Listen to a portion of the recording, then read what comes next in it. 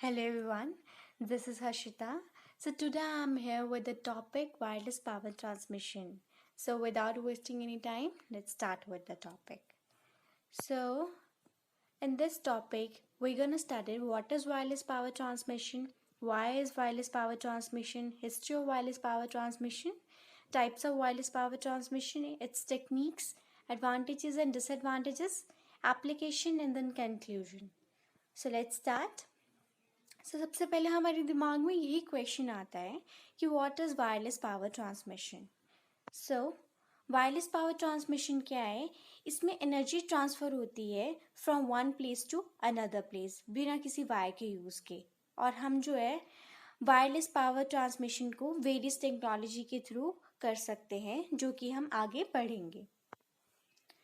So next is why not wires. हम wires का use क्यों नहीं करते हैं? ठीक है, हम एज पर द स्टडीज जितनी भी इलेक्ट्रिकल एनर्जी है वो ट्रांसफ़र होती है थ्रू वायर्स। ठीक है, एंड जब वो एनर्जी ट्रांसफ़र हो रही है, मोस्ट ऑफ द टाइम जो है एनर्जी जो है ट्रांसमिशन के टाइम जो है लॉस जो होता है ज़्यादा होता है।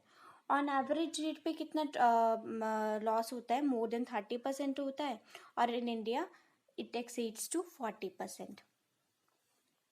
नेक्स्ट जो है वाई वायरलेस पावर ट्रांसमिशन, मतलब वायरलेस पावर ट्रांसमिशन का हम यूज़ क्यों करते हैं? ठीक है, तो हम इसलिए इसका यूज़ करते हैं क्योंकि ये रिलायबल होती है और ये एफिशिएंट भी है, और ये इसमें जो ट्रांसमिशन है वो जल्दी भी होता है, और इसकी मेंटेनेंस के कॉस्ट जो है वो ज़्यादा भी नहीं है। और इसके लिए हम जो है शॉर्ट रेंज के लिए भी यूज़ कर सकते हैं और लॉन्ग रेंज के लिए, दोनों के लिए यूज़ कर सकते हैं। So next one is history. History में क्या है? फ्रॉम 1981 टू 1898 निकोला टेस्ला ने एक्सपेरिमेंट किया, ठीक है, with the transmission of electric energy by using a radio frequency resonant transformer of the Tesla coil. ठीक है, जो कि प्रोड्यूस करता है high voltage and high frequency currents. With that he was able to transfer power over a distance without using wires. ठीक है, अब Nikola Tesla जो था वो वर्ल्ड में वायरलेस सिस्टम बनाना चाहते थे। ठीक है, वो 200 लैम्प्स को लाइट अप कर सकते थे विदाउट यूजिंग वायर्स। ठीक है, और दैट्स इट।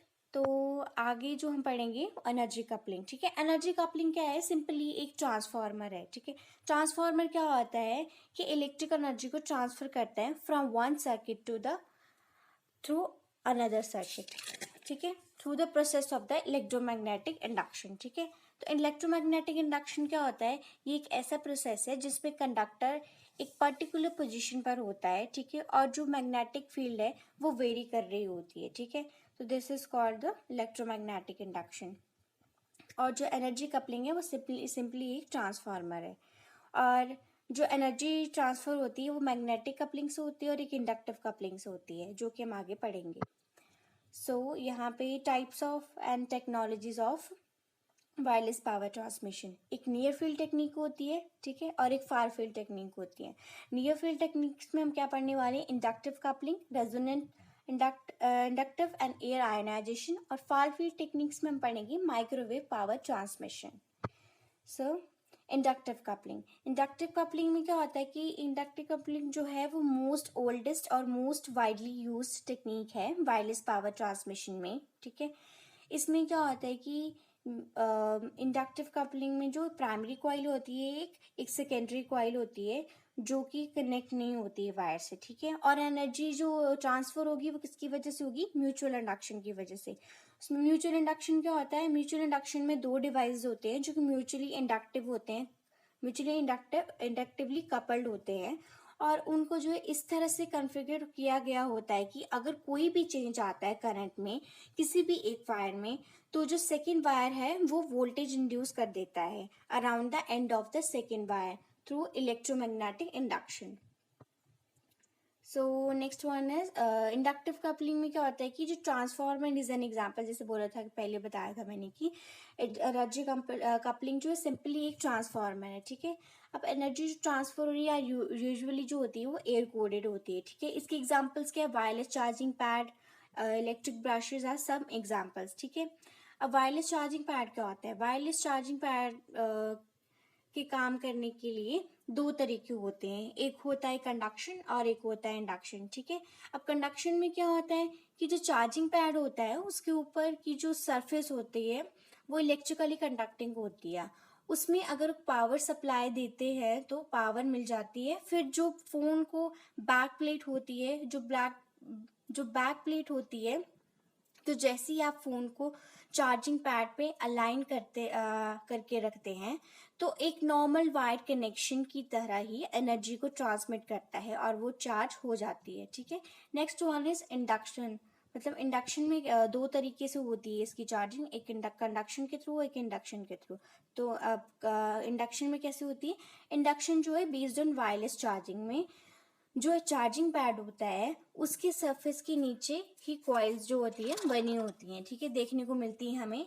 जो कॉइल है उसकी जो कॉइल है उसे एनर्जी मिल रही होती है पावर सॉकेट से। ठीक है। और जो कॉइल है इंडक्शन मेथड के थ्रू वायरलेसली जो उसकी नियर बाय कॉइल आती है उसमें वो अपनी एनर्जी को ट्रांसफर कर देता है और इसी तरह से हमारा फ़ोन जो भी डिवाइस है वो चार्ज हो जाता है। अब नेक्स्ट वन हमारे पास क्या है? Resonance inductive coupling. Resonance inductive coupling क्या है? ये कॉम्बिनेशन है इंडक्टिव कपलिंग का और रेजोनेंट का। ठीक है। रेजोनेंस जो है वो दो ऑब्जेक्टिव को इंटरेक्ट करता है स्ट्रांगली और जो इंडक्टर्स है वो करंट इंड्यूस करता है। सिंपली ये रेजोनेंस इंडक्टिव कपलिंग है। अब नेक्स्ट वन क्या है? वाइट्रिसिटी। वाइट्रिसिटी का मतलब क्या होता है? Wireless electricity.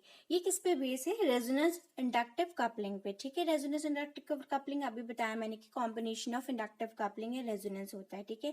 इसमें जो एनर्जी ट्रांसफर होती है वो वायरलेसली होती है for a distance more than 2 metre. ठीक है। इसमें कॉइल जो होगी वो हेलिकल शेप की होगी। इसमें ना ही कोई कैपेसिटर का यूज होता है और इसकी जो एफिशिएंसी होती है वो 40% होती है। नेक्स्ट क्या है कि जो इसमें फ्रिक्वेंसीज यूज होती है वो 1 मेगाहर्ट्ज टू 10 मेगाहर्ट्ज के लिए होती है। ठीक है।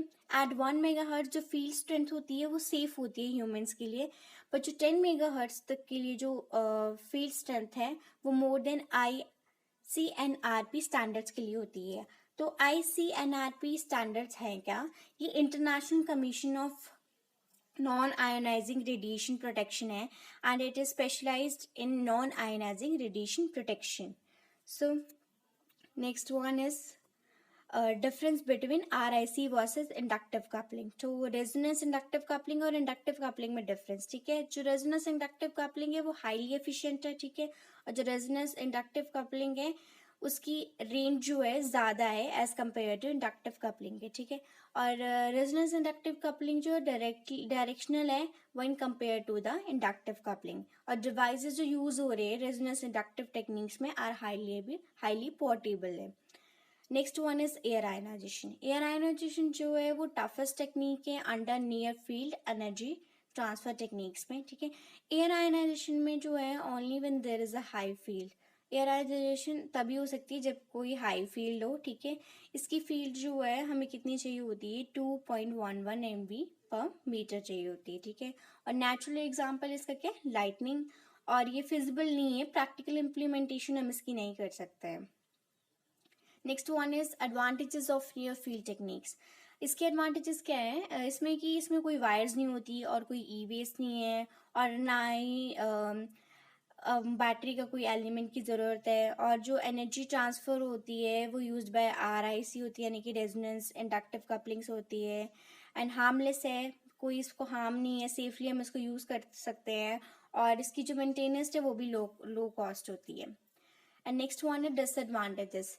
इसमें डिस्टेंस जो कंस्ट्रेंट होता है, एक पर्टिकुलर डिस्टेंस पे ही हम लोग एनर्जी ट्रांसफर कर सकते हैं। और इसमें जो फील्ड स्ट्रेंथ जो है have to be under safety level. Field strength जो है कि इससे हमने पढ़ा कि पहले जो 1 मेगाहर्ट्ज तक जो है वो सेफ होती है ह्यूमंस के लिए, पर 10 मेगाहर्ट्ज तक जो है वो सेफ नहीं है। और जो इसकी इनिशियल कॉस्ट है वो भी हाई होती है। और जो रेजोनेंस इंडक्टिव है उसमें जो ट्यूनिंग है वो डिफिकल्ट है।